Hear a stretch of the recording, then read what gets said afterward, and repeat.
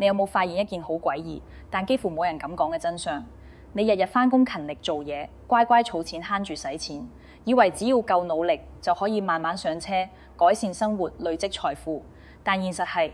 你越係勤懇守規矩，你手上嘅錢就越唔耐用。你嘅購買力日日無聲蒸發，而啲已經有樓有資產嘅人唔使返工，唔使拼搏，財富反而自動翻倍，越嚟越有錢。呢個差距根本唔係你唔夠努力、唔夠聰明、揀錯行業，真正嘅原因係一套隱藏喺全球貨幣體系入面，專門從屬貧富階層嘅頂層規則。呢個遊戲從來都唔係公平競技，勤奮嘅人負責賺錢，持有資產嘅人負責收割通脹紅利。今日呢條片我徹底拆解呢個運行咗10幾年、改寫無數香港人命運嘅隱形機制。點解美聯儲一紙印鈔會直接抽乾你嘅儲蓄，推高香港樓價，悄悄搶走普通人嘅財富？成個邏輯極度殘酷，但絕對真實。建議你靜心睇完，徹底打通你嘅財富認知。我哋平日感知嘅貧富差距，大多只係停留在表面。有人創業致富，坐擁大量資產；有人打工一世，步步為營，卻原地踏步。我哋好容易將呢個現象歸結為個人能力、際遇選擇、行業優劣，甚至簡單歸咎於勤懶之分。但極少人會深入拆解，喺個人努力同行業紅利之外，仲有一套凌駕於所有人之上嘅頂層金融規則，默默主導住全球財富嘅重新分配。呢套規則無關人品，無關勤奮，無關選擇，純粹係現代央行貨幣政策衍生出嘅財富洗牌機制，亦都係過去10幾年全球尤其係香港貧富差距極速拉大嘅最核心真相。而絕大部分普通人由始至終都係毫不知情，被動入局，被動輸局。想要睇透呢場無聲嘅財富收割，我哋必須由全球金融最核心嘅操作量化寬鬆講起。好多人對量化寬鬆嘅認知淨係停留喺央行印錢市場錢多物價漲價呢個淺層理解，甚至覺得呢個係金融海嘯疫情危機之下政府救市穩定經濟嘅必要手段，係惠及大眾嘅政策。但真實嘅量化寬鬆從來都唔係普惠民生嘅經濟紅利，而係一套極度精準、極度殘酷嘅定向財富轉移工具。每一次央行放水，每一輪流動性釋放，都會系統性將財富由現金儲蓄者手上轉移到資產持有者手中。呢個分化效應喺全球不斷重演，而且隨住貨幣週期輪轉，差距只會越拉越大。每當全球經濟遭遇系統性風險，市場資金枯竭，金融體系瀕臨崩潰嘅時候，掌控全球美元體系嘅美聯儲就會出手啟動超常規量化寬鬆，以極快速度、超大規模向全球市場注入海量流動性。短短幾個月之內釋放嘅資金體量足以超越絕大多數國家一整年嘅 GDP。單單係呢筆超發貨幣嘅規模，就等同於德國全年嘅經濟總產值，更加係全球實體黃金總儲備價值嘅數倍。如此巨量嘅資金憑空流入金融市場，絕對唔係簡單嘅市場注水，而是徹底改寫全球資產定價、財富分配、民生成本嘅頂層操作，直接重塑所有人嘅財富命運。好多人心裏都會有個疑惑，央行放水救市，初衷明明係拯救實體經濟穩定就業，挽救倒閉企業，點解最後得益嘅永遠係有錢人受苦，被收割嘅永遠係普通打工仔同儲蓄民眾？呢個問題嘅核心答案就藏喺量化寬鬆嘅資金傳導鏈條入面，亦都係成個現代貨幣體系最隱蔽、最具欺騙性嘅結構性漏洞。大眾普遍以為央行釋放嘅海量資金會均勻流入實體經濟，惠及中小企業、創業者同打工階層，帶動全民收入提升。但真實嘅資金流向同大眾嘅想像完全背道而馳。美聯儲啟動量化寬鬆之後，新增流動性嘅第一手承接者，從來都唔係普通企業同基層市民，而係大型商業銀行頂級投行、跨國金融機構同高端資本財團。央行透過買入國債、按揭抵押證券等金融資產，將海量低成本資金直接注入大型金融機構嘅儲備帳戶，完成第一輪資金投放。按照政策設計嘅理想邏輯，呢啲平錢應該會被金融機構放貸俾實體企業、首威持業個人創業者，助力生產、刺激消費、穩定就業，讓流動性滲透到實體經濟每一個角落。但喺真實嘅市場博弈入面，金融機構永遠有最理性、最逐利嘅選擇。對比起週期長、風險高、回報唔穩定嘅實體產業投資，金融資產嘅性價比同安全性完勝實體經濟，股市、樓市、私募基金、債券市場呢啲賽道，資金周轉更快，增值空間更大，風險更容易管控。喺超低利率嘅寬鬆環境之下，幾乎係穩賺不賠嘅投資標的。正因如此，量化寬鬆釋放嘅絕大部分資金根本唔會流入實體經濟，反而直接湧入各類金融資產市場，瘋狂推高資產價格，最終形成全球經濟獨有嘅資產通脹、物價平穩嘅詭異格局。呢套特殊嘅傳導機制，直接造就咗今日極端嘅貧富分化格局。手握大量股票、物業、基金、債券等核心資產嘅高淨值人士，會隨住資產價格持續暴漲，實現財富被動增值、複利躍升。而零資產，淨係靠打工收入，以現金儲蓄為唯一財富形式嘅普通市民，不但完全分享唔到貨幣寬鬆嘅紅利，仲要獨自承擔流動性泛濫帶來嘅所有隱性代價。市場海量嘅新增貨幣會日復一日稀釋現金嘅購買力，普通人捱苦捱夜儲落嘅積蓄默默貶值，無聲縮水，勞動換來嘅財富就咁樣悄悄轉移到資產持有者嘅口袋入面。美聯儲官方發布嘅市場研究報告早就用精準數據證實咗呢套財富轉移邏輯，絕對唔係主觀猜測嘅市場流言。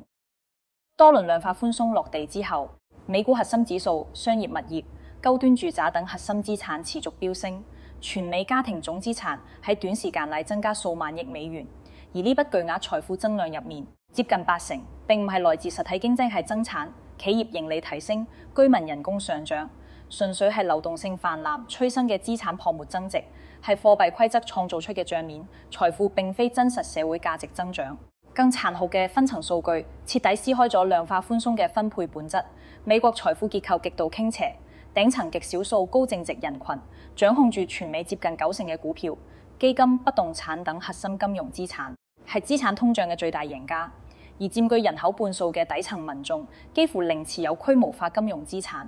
財富淨係得現金存款同微薄人工，徹底被隔絕喺資產增值紅利之外。國際清算銀行、美聯儲歷年公開數據都持續印證同一個事實：量化寬鬆嘅紅利呈現金字塔式分配，越頂層嘅人獲益越多，底層民眾不但分唔到一杯羹，反而持續承擔通脹收割嘅代價。我哋可以透過美國億萬富翁數量嘅變化，直觀感受呢套財富重構機制嘅恐怖威力。喺全球持續貨幣寬鬆嘅週期入面，美國億萬富翁數量短短數年增幅接近50%。好多人下意識以為呢啲新晉富豪係靠創業創新、深耕實業、個人努力先至實現階層躍升，但市場真相極其殘酷。呢批富豪嘅新增財富絕大部分唔係實業經營利潤，而係量化寬鬆催生嘅資產暴漲收益，係貨幣規則主動送俾頂層群體嘅被動紅利，同個人努力能力幾乎無關。從宏觀數據深入拆解，呢個財富傾斜趨勢更加清晰，更加不可逆。美國頂層高淨值群體嘅總資產佔全國 GDP 嘅比重，10幾年間由14%左右穩步攀升至20%以上，並且持續走高。好多主流輿論將呢個現象歸結為自由市場競爭、優勝劣汰嘅自然結果，但拆解貨幣底層邏輯，就會發現根本唔係市場競爭嘅問題，而係貨幣政策刻意製造嘅分配失衡，係頂層金融規則帶來嘅結構性不公。自由市場只係被動承接咗貨幣政策嘅最終結果。睇到呢度，好多香港觀眾一定會問：美聯儲嘅貨幣政策係美國嘅經濟調控工具，服務美國本土經濟，點解會精準收割我哋香港？普通人徹底主宰香港樓價同香港人嘅財富命運？答案好簡單，亦都係所有香港人必須認清嘅城市金融宿命——香港嘅聯繫匯率制度。呢套支撐香港數十年國際金融中心地位嘅核心制度，係香港金融穩定嘅基石，同時亦都係香港被動承接美國貨幣週期、被動承受財富收割嘅最大根源。自上世紀80年代確立至今，港元實行與美元掛鈎嘅固定匯率機制，7.8港元兌換1美元嘅匯率紅線數十年不變。呢套制度為香港帶嚟咗極致嘅匯率穩定、資本自由流動同國際資本信任，讓香港可以長期坐穩全球頂級金融中心嘅位置，吸引全球資本持續入駐。但天下冇免費嘅午餐，呢份穩定嘅代價就係香港徹底喪失咗貨幣政策自主權，完全淪為美元週期嘅被動接收器。美聯儲嘅每一個動作，香港都必須全盤承接，無力抗衡。呢個意味着無論美聯儲加息、降息、放水、收水，所有政策效應都會零阻隔，令緩衝傳導入香港市場。香港金融管理局完全唔可以根據本地經濟冷暖、樓市現狀、居民收入水平自主調控。哪怕美國經濟過熱，香港經濟低迷，美國輸有緊縮，香港輸有刺激，香港都必須無條件跟隨美國貨幣政策節奏，全盤承接所有外部衝擊。呢個係聯繫匯率制度之下無可歸避嘅宿命。每當美聯儲啟動量化寬鬆，向全球釋放海量低成本美元，大量熱錢就會順勢湧入香港。之所以香港成為全球美元熱錢嘅核心落腳點，係因為香港擁有自由資本環境成熟、金融體系、穩定匯率港元資產，喺國際市場長期具備避險優勢同估值優勢。海量外資湧入之後，為咗守住7.8嘅固定匯率，金管局必須被動黑馬市場多餘美元增發港元，直至導致香港本地市場流動性泛濫，徹底打破本土供需平衡。時任香港財政司司長曾經公開向商會拆解呢套自動化傳導邏輯，美元寬鬆外資流入，港元被動增發，本地流動性過剩，呢條鏈條全自動運轉，無法阻斷。而流動性泛濫嘅終極出口就係本地資產市場，其中同香港市民最息息相關、波動最劇烈、影響最深遠嘅，絕對係住宅樓市。香港土地稀缺，住宅供應有限，人口密度極高。樓市天生具備稀缺屬性，泛濫嘅熱錢湧入之後，樓市自然成為資本避險增值嘅最優賽道，開啟咗長達10幾年嘅持續暴漲行情。我哋可以用真實歷史數據直觀感受外部貨幣寬鬆對香港樓市嘅衝擊。首輪全球大規模量化寬鬆週期入面，短短數年時間，香港住宅樓價累計漲幅突破830個百分點，樓市迎來史詩級暴漲。呢輪房價飆升同香港本地經濟爆發、人工大漲、人口激增幾乎無關，亦唔係單純嘅樓市供求失衡，核心驅動力完全係遠端美聯儲放水輸入嘅海量熱錢，係外部貨幣政策催生嘅資產泡沫。但絕大多數普通香港市民完全睇唔透背後嘅貨幣邏輯，只可以直觀感受到樓價越嚟越貴，上車難度越嚟越大，自己一世努力打工都追唔上樓價漲幅。好多人將香港高房價歸咎於發展商、土地政策、市場炒作，其實呢啲都只係表面原因。真正嘅核心症結係跨地域嘅貨幣傳導機制，係香港被動承接嘅全球流動性泡沫。呢套機制常年默默運轉，不受本地任何人、任何機構控制，悄悄改寫住每一個香港家庭嘅財富層級。參考全球權威樓市負擔能力指數，香港常年穩居全球置業最難城市榜首。負擔能力長期全球墊底。按照而家嘅收入同房價水平，一個普通香港打工家庭想要買入一間60平米嘅普通住宅，需要零消費、零支出、不吃不喝，連續工作14年先可以儲夠足夠資金。呢個殘酷數據背後早已超越咗樓市供求問題，本質係貨幣分配不公製造嘅民生困境，係制度性財富收割嘅真實寫照。更值得深思嘅係，過去10幾年樓市持續上漲嘅週期入面，香港普通打工階層嘅人工增速長期低迷，遠遠跑輸樓價漲幅，人工同房價嘅缺口持續擴大，社會階層固化越嚟越嚴重。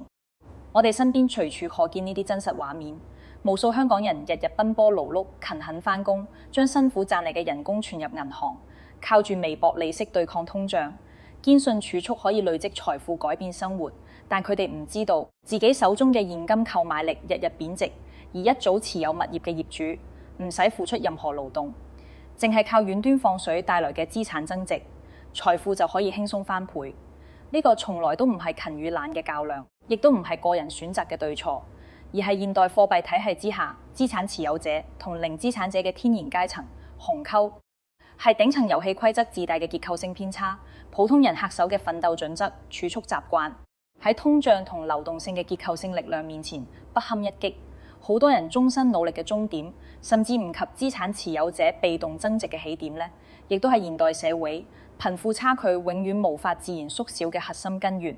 為咗讓大家徹底睇透呢套財富轉移嘅底層邏輯，我哋深入拆解量化寬鬆製造貧富差距嘅核心原理，理清點解呢套政策永遠精準利好富人收割普通人。央行啟動量化寬鬆，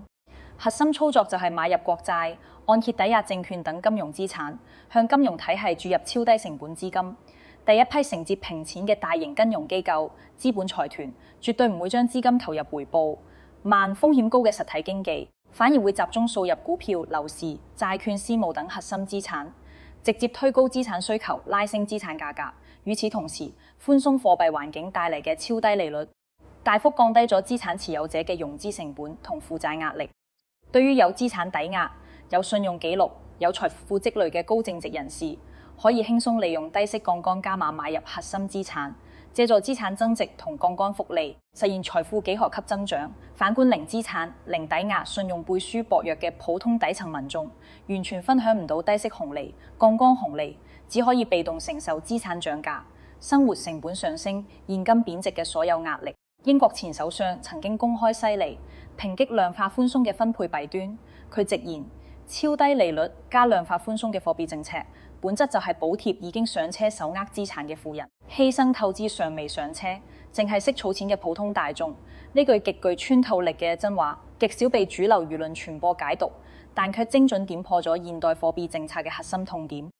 國際權威經濟學期刊數據進一步佐證，量化寬鬆創造嘅財富紅利入面超過40%，最終流入社會頂層5派嘅高淨值家庭。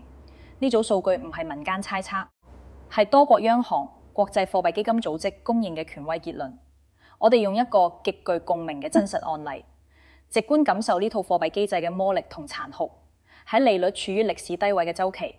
大量美國普通民眾鎖定30年固定利率按揭，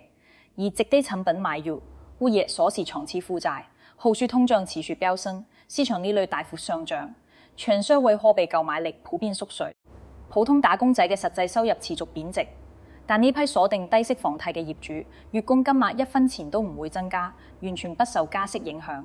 通脹持續走高嘅過程入面，市場貨幣購買力持續下降，業主背負嘅房貸實際債務規模會俾通脹默默稀釋，自動縮減。短短數年，實際負債負擔就可以降低2成以上。與此同時，流動性寬鬆同通脹會持續推高物業價值，業主帳面財富穩步攀升。一邊係債務被動縮水，一邊係資產被動增值，雙向利好之下，資產持有者實現零風險財富躍升，而後期上車嘅買家零資產打工仔就要承擔高利率、高房價、高通脹嘅3重壓力，財富差距瞬間被拉開。呢套貨幣週期及資產持有嘅互動機制，係現代籍社會最隱蔽、最高效嘅財富分層工具。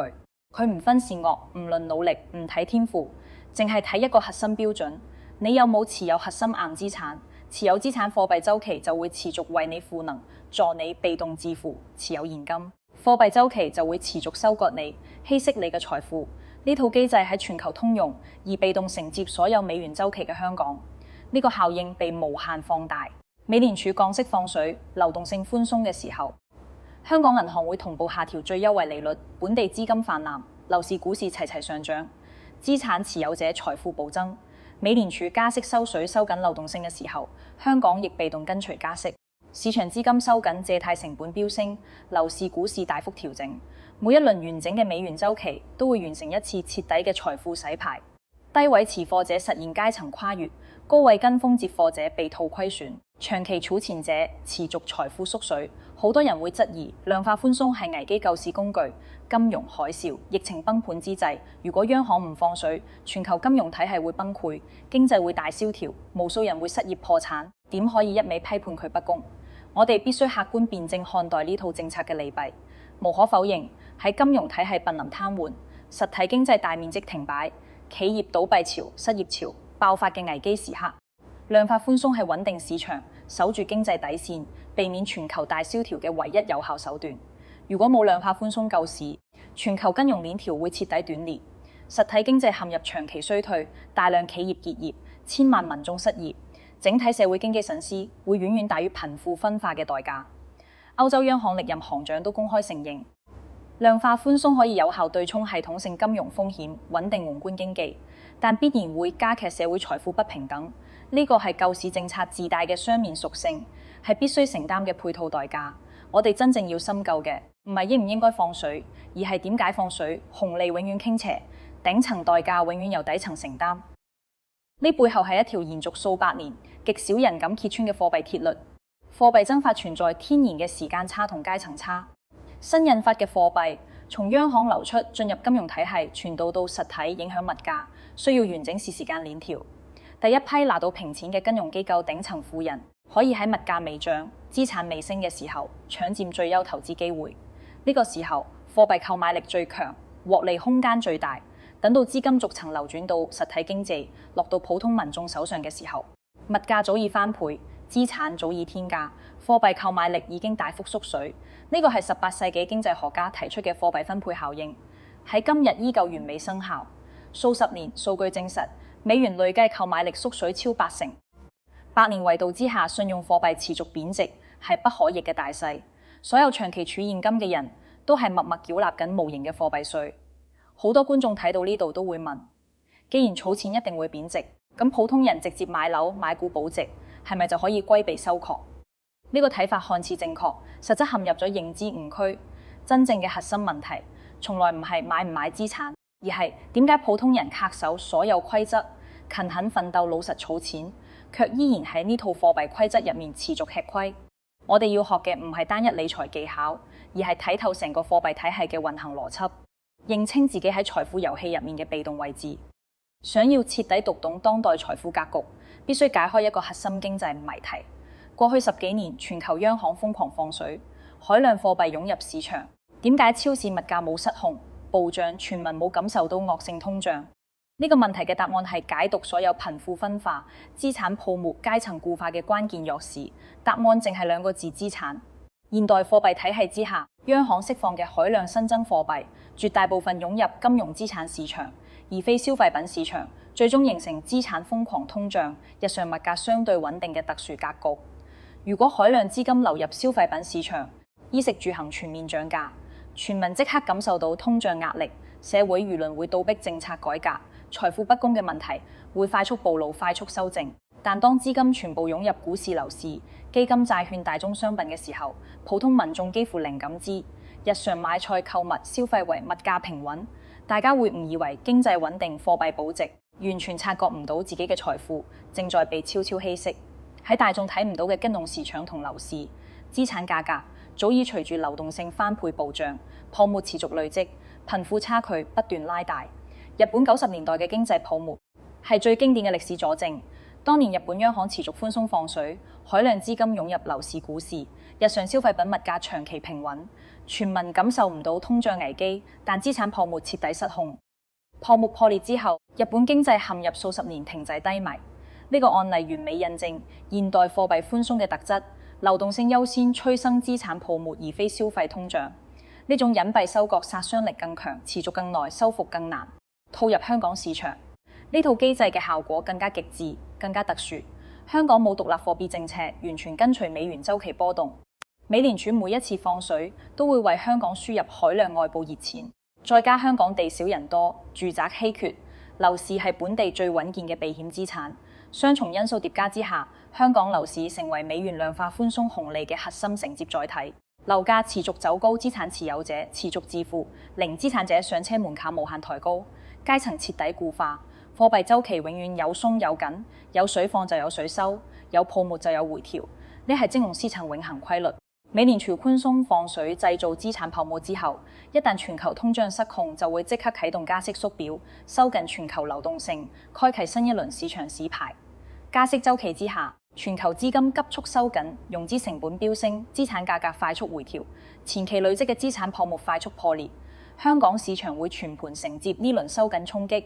樓市股市深度調整，多年累積嘅帳面財富快速蒸發。喺高位跟風上車、背負高級房貸嘅普通買家，直接面臨資產縮水、負債高企、月供壓力暴增嘅雙重困境，成為週期切換嘅最大犧牲品。而低位持貨早已完成財富積累嘅頂層群體，就算遇到短期調整，都有充足風險抵禦能力，唔會傷及根本財富。呢就係貨幣週期最殘酷嘅雙向收割。寬鬆週期，普通人冇資產，錯失紅利，現金貶值；緊縮週期，普通人抗風險能力弱，承接所有虧損，財富再縮水。無論週期鬆緊，底層民眾永遠被動受損，頂層資產群體永遠佔據優勢。呢個結構性偏差係現代貨幣體系自帶嘅固有屬性，無法自然修復。我哋可以對照土耳其樓市亂象，進一步看透通脹、流動性、資產價格同財富分配嘅底層關係。過去數年，土耳其樓市名義價格暴漲10倍，看似業主財富暴增，全民致富。但扣除超高通脹之後，樓市真實漲幅微乎其微，絕大部分名義漲價只係本地貨幣瘋狂貶值催生嘅數字泡沫，根本唔係真實財富增值。更殘酷嘅係土耳其民眾人工漲幅遠遠追唔上貨幣貶值同樓價漲幅，本地貨幣購買力持續崩盤，普通人生活水平真實財富持續下滑。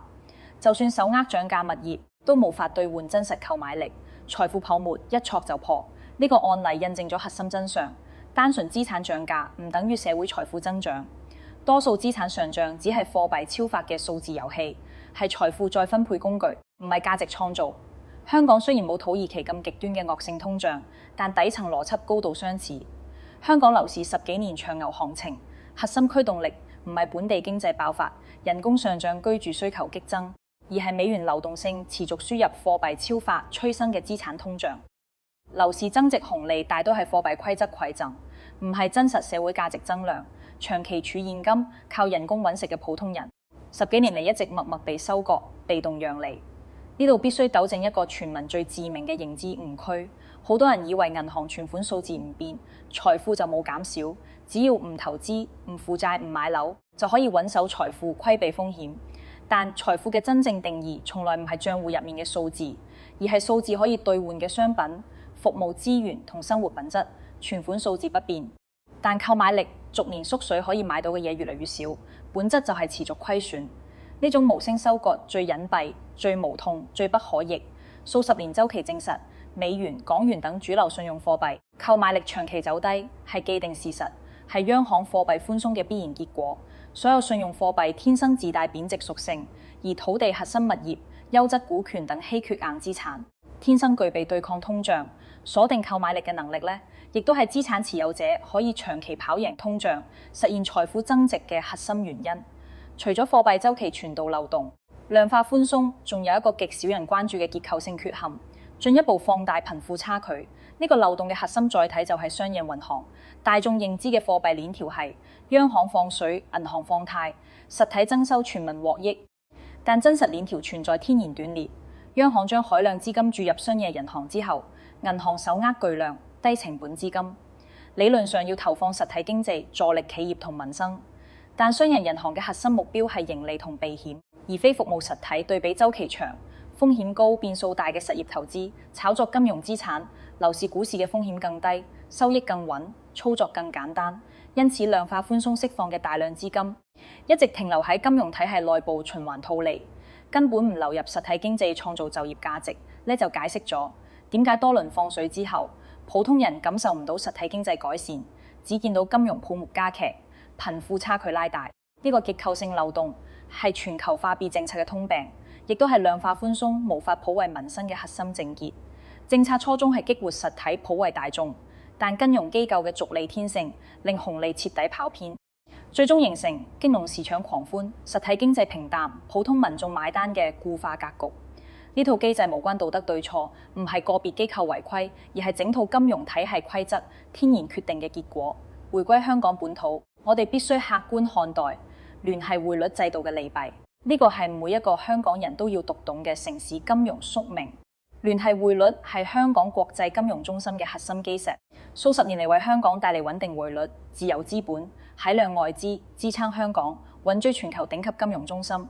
如果貿然脫離美元掛鈎，港元匯率會劇烈波動，外資信心崩塌，金融中心地位直接不保。但我哋必須正視制度嘅沉重代價，徹底喪失貨幣政策自主權，被動承接所有美元週期衝擊。美國經濟過熱要加息，就算香港經濟低迷、樓市受壓，都必須被動跟隨加息推高借貸成本。美國經濟衰退要放水，就算香港經濟平穩，無需刺激，都必須被動承接熱錢，催生資產泡沫。香港嘅貨幣節奏、財富格局、樓市命運，從來唔由本地決定，完全受控於遠端美聯儲。多年嚟，香港商界、金融界多次呼籲檢討聯繫匯率制度，核心爭議就係香港是否值得為咗匯率穩定同金融地位，永久放棄貨幣自主權，持續承受美元週期嘅負面衝擊。呢個問題冇標準答案，冇完美解法。任何調整都伴隨巨大風險同代價。但無可否認，香港高樓價、高負擔、高分化嘅民生困境，很大程度上係呢套制度嘅必然產物，係香港維繫金融優勢必須付出嘅代價。好多人會問，呢套不公嘅貨幣規則可唔可以改變，可唔可以優化？從理論層面，財富分配機制、貨幣傳導邏輯確實有優化空間，但現實層面，改革阻力極大，幾乎難以落地。量化寬鬆嘅最大受益者係手握核心資產、掌控社會資源、擁有政策話語權嘅頂層群體。任何觸動佢哋利益、調整財富格局嘅政策，都會遭遇極強阻力。與此同時，全球經濟早已深度綁定美元體系，各國央行喺危機面前冇更好選擇。面對金融風險、經濟衰退、供應鏈斷裂、地緣衝突，貨幣寬鬆係對沖風險、穩定大盤嘅最優解，甚至係唯一解。就算政策制定者明知放水會加劇分化、催生泡沫，都不得不持續使用，最終形成放水有泡沫、收水有危機嘅無解兩難格局。國際貨幣基金組織首席研究員曾經公開坦言，全球央行貨幣政策長期只聚焦通脹穩定同金融穩定兩大目標，完全忽視財富分配公平性。但每一次貨幣調整都會對資產持有者同零資產群體、頂層同底層民眾產生截然不同嘅影響，自帶極強嘅財富分配效應。呢個結構性不公，學界同政策層早已心知肚明，卻始終無法根治。對比稅收、社保、轉移支付等顯性財富調節政策，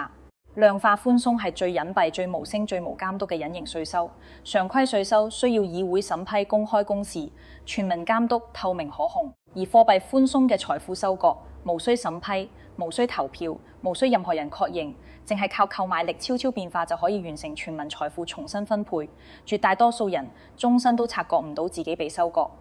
數十年嚟，全球無數普通人嘅現金財富就喺呢種隱形貨幣稅嘅作用下持續縮水、持續向上轉移，財富源源不斷從底層流向頂層。